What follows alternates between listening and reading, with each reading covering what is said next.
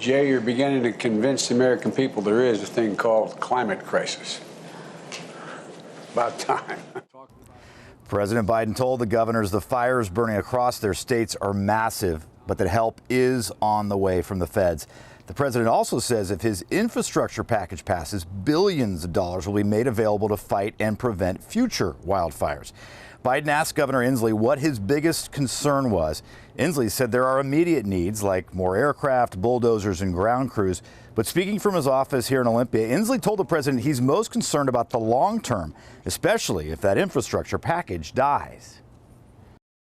The thing I worry most about is if for some reason the Congress did not follow your leadership in this reconciliation and infrastructure bills that allowed you to realize your vision of creating millions of jobs while fighting climate change. The governor says he supports the president's move to create a nationwide clean energy standard. He also likes the idea of the so-called Civilian Climate Corps, which would hire thousands of young Americans to do conservation projects across the United States, including measures that would supposedly prevent and fight future wildfires. Live in Olympia, Drew Mickelson, King 5 News.